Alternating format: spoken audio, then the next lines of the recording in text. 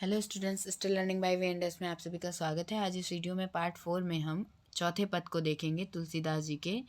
इसकी व्याख्या को देखेंगे। चलिए शुरू करते हैं। आगे दीख जरत रिस भारी, मनहु रोष तरवार युघारी। यहाँ पे रानी कैकेयी और दशरथ जी का संवाद चल रहा था। तो इसमें आगे की बात होती है कि आगे दीख जरत रिस भारी, मनहु रोष तरवार युघारी। प्रचंड क्रोध से जलती हुई कैकेयी राजा दशरथ के सामने इस प्रकार दिखाई पड़ी मानो क्रोध रूपी तलवार नंगी खड़ी हो। तलवार कुबुद्धि मूठ कुबुद्धि धार निठुराई, धरी कुबरी सान बनाई।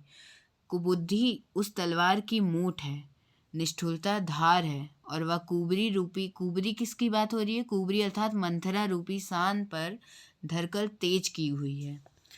अब ये जो तलवार है, इसकी ये किसकी बात हो रही है कि ये तलवार, ये कैकेयी जी को, रानी कैकेयी को एक तलवार के रूप में देखा जा रहा है, जिसमें जो क्रोध रूपी जो वो तलवार है, उसमें कुबुद्धि जो है उस तलवार की मूठ है, निष्ठुरता उस तलवार की धार है, और जो उसकी धार तेज की गई है वो कुबरी अर्थात मंथरा रूपी सान पर रखकर तेज की हुई है।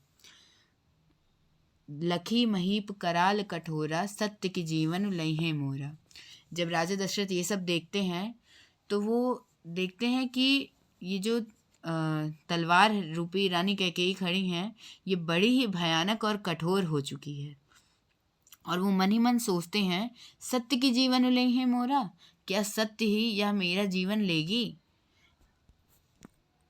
आगे बोले राव कठिन करि छाती, बानी सबिने तास सुहाती।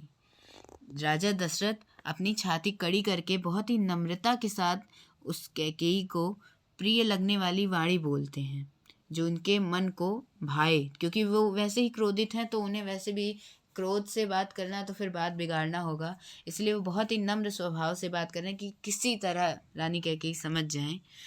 प्रिया बचन कस कस कहस इसको भांति, भीर प्रतीति प्रीत कर हाथी। राजा दशरथ बोलते हैं कि हे प्रिय, विश्वास और प्रेम को नष्ट करके ऐसी बुरी तरह के वचन कैसे कह रही हो? मोरे भरतु राम दुई आँखी, सत्य कहूँ करि शंकर उसाखी। राजा दशरथ बार बार अपने देवताओं की शपथ खा खा के उन्हें विश्वास दिलाने की कोशिश कर रहे हैं कि मैं राम और भरत में कोई भेद नहीं करता हूँ, मेरे लिए भरत भी उतने ही प्रिय हैं जितने कि राम हैं। लेकिन रानी कैकेयी किसी भी तरह से ये मानने को तैयार नहीं है। राजा दशरथ कहते हैं, मेरे तो भरत और रामचंद्र दो आंखें हैं, अर्थात एक से हैं। यह मैं शंकर जी को साक्षी मानकर सत्य कहता हूँ। अवश्य दूत मैं पठई बुपरा था, एहे बेग सुनत दो भ्राता। राजा दशरथ कहते हैं कि मैं अवश्य सवेरे ही दूध भेजूंगा, और दोनों भाई सुनते ही तुरंत आ जाएंगे। सुदिन सोधि सब साज सजाई, देव भरत कहु राज बजाई। राजा दशरथ कहते हैं कि राम को राज्य का लोभ नहीं है, और भरत पर उनका बड़ा ही प्रेम है। मैं ही लोभ न राम ही राज कर, बहुत भरत पर प्रीति। मैं बड़ छोट विचार जिय, करत रहूं नीति। राजा दशरथ आगे कहते हैं कि राम को राज्य का लोभ नहीं है, और भरत पर उनका बड़ा ही प्रेम है। मैं बड़ छोट विचार जिए, करत रहूं नीति। मैं ही अपने मन में बड़े छोटे का विचार कर राजनीति का पालन कर रहा था, कि मैं यह सोच रहा था कि हमेशा से ही बड़े का राज्य तिलक किया जाता है, तो इसीलिए मैंने ही राजनीति की थी, और मैं ही ये सोच रहा था, मेरे राम को लोभ नहीं है किसी भी प्रकार से राज्य का।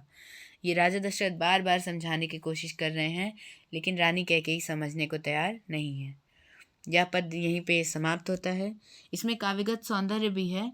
इसमें अलंकार है कि कैकेयी को उस तलवार की जो है, तलवार का रूप दिया जा रहा है, तलवार की संभावना हो रही है, तो यहाँ पे वहाँ पे उत्प्रेक्षा अलंकार है। और जब कैकेयी में तलवार के सभी गुणों को देखा जाता है, गुणों का समावेश किया जाता है, तो वहाँ पे रूपक अलंकार आ जाता है। इसी तरह से ये पद यहाँ पे समाप्त होता है। आगे हम अगले नेक्स्ट वीडियो में, नेक्स्ट पार्ट में अगले पद को देखेंगे। Thank you.